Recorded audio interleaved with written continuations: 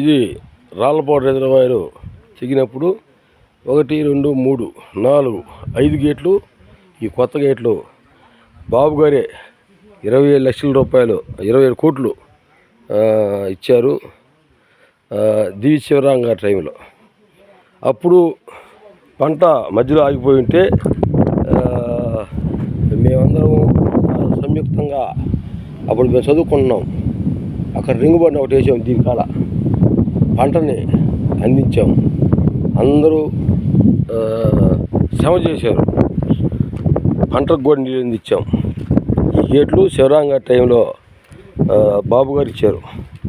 27 కోట్లు నిధులు శాంక్షన్ చేసి రాళ్ళపాడు రిజర్వాయర్కి మళ్ళీ పునర్జన్మనిచ్చారు.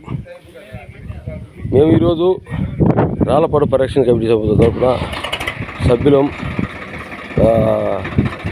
అధ్యక్షులు, ఉపాధ్యక్షులు, ప్రచార కార్యదర్శి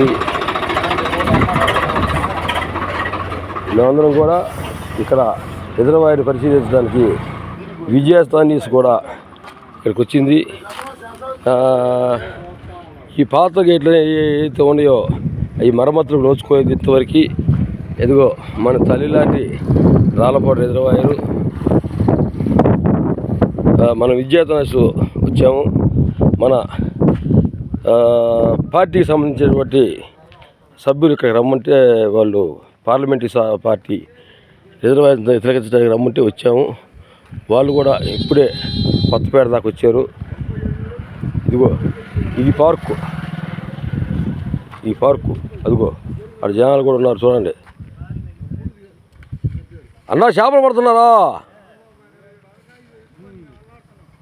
యావిరుక్కోపోయింది వినాయకుడి బొమ్మ. ఓ వినాయకుడి బొమ్మలు వేశారా? ఇది పార్కు. దీన్ని మేము ఒకసారి దివిశరాం గారు మేము వెళ్ళి మన నోకసాని బాలాజీ గారిని కోరాము. పర్యాటనకి సంబంధించేది ఏదైతే ఉందో అభివృద్ధి చేసి, పార్కును డెవలప్ చేసి ఇక్కడ ఆంజనేయ స్వామి విగ్రహాన్ని కూడా చేస్తే ఆదివారం ఇక్కడ వచ్చే అవకాశం ఉంది పర్యాటనకు. ఇక్కడ బోటింగ్ కూడా ఏర్పాటు చేయాలని చెప్పేది మా కోరిక. ఇదిగో ఇది రిజర్వాయర్ కింద భాగం.